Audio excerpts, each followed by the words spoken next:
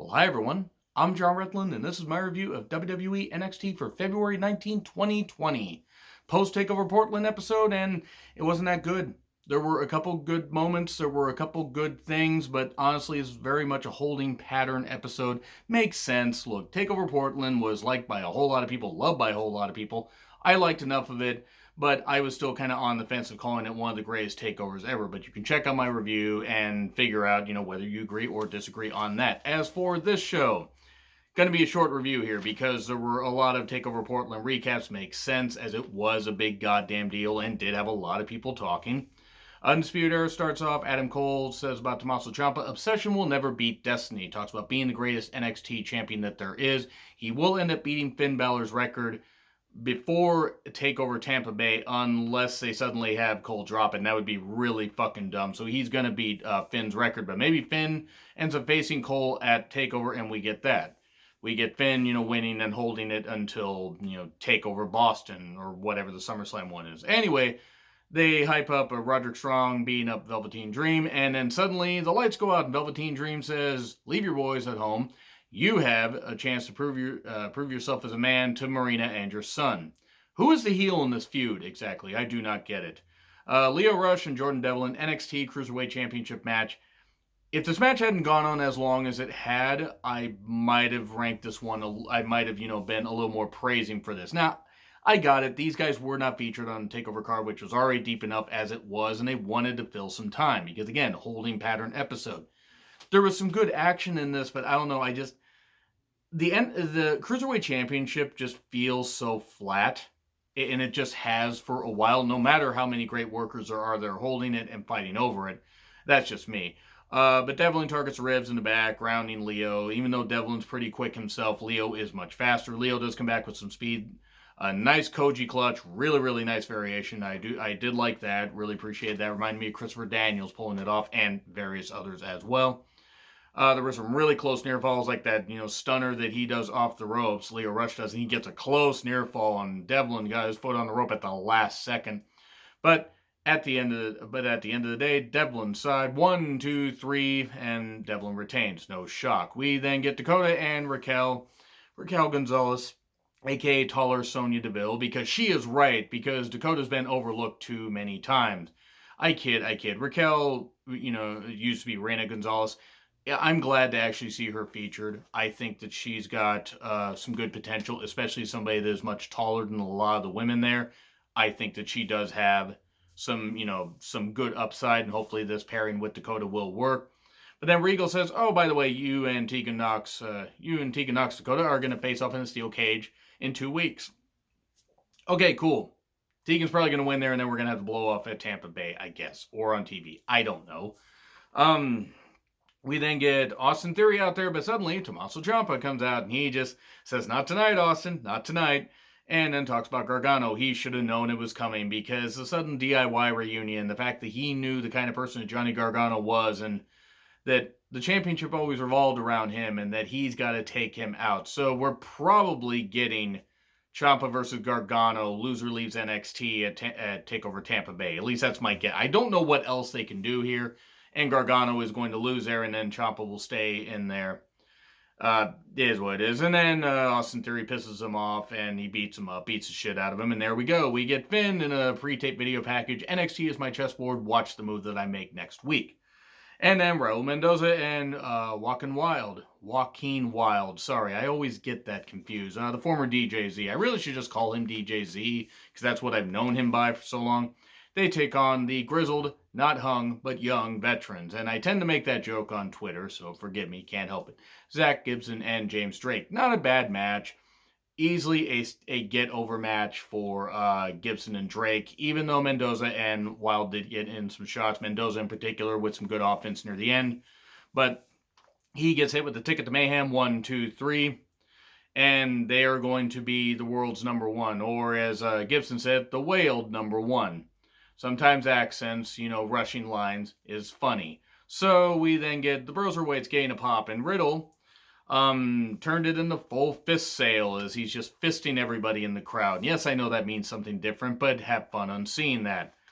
And he talked about Dunne and Riddle were talking about this and talking about the Broserweight mobile, and Dunne says, well, you managed to get it impounded, and then he talked about the party and everything, but the Stallion Cup, the Dusty Classic, trophy, partied a little too much and failed a wellness policy. Yes, that's a thing here, and it got suspended for 30 days. Oh, Riddle, what are you like? You're gonna get so fucking buried on the main roster whenever you go. Holy fuck. Riddle's talented as fuck. I'm still 50-50 on him because he's like a much more talented RVD. And I know that sounds bad, but RVD was more of a high spot guy. Anyway, that's a whole nother debate for another day. We then get the Broserweights versus Lorcan and Birch. This was the best match on the show by far. I like Lorcan and Birch as a team. Only Lorcan, Danny Birch. They are fucking great. Even though they got the matching tights and, the bald heads and stuff like that. And people say, oh, it's hard to tell them apart. No, it's not. Danny Birch has the kind of tough British look, and Oni Lorcan looks like he wants to just, I don't know, skin a bear while it's alive. I don't know. It was good stuff, and Oni is the type of person who is deeply in love with fisting ass or kicking ass. It was hard to understand Nigel, or maybe I was just misinterpreting things because I was kind of bored by this point. Everyone get in here, and then, the Broserweights get the victory. But it was some good action. I mean, at least Lorcan and Birch getting featured on here was nice. And then they celebrate in the crowd. And the Forgotten Sons were there, the Forgotten Trump Sheep, as I would like to call them. If you don't know, boy, Jackson Riker's Twitter, oh boy, I got shown that. Oh dear, I'm not shocked, I'm just disappointed. But they put the Broserweights on notice. Does anybody really have any interest in seeing these guys as tag team champions? I mean, it's talent in the ring aside, I just don't care. The gimmick's dead in the water. And then Keith Lee is here, and suddenly Kona Reeves appears out of nowhere, and then he gets launched, with a pounce. And then Keith Lee says, go ahead, start the match. And then he hits the Big Bang Catastrophe, the BBC. I'm going to let you figure out what that means.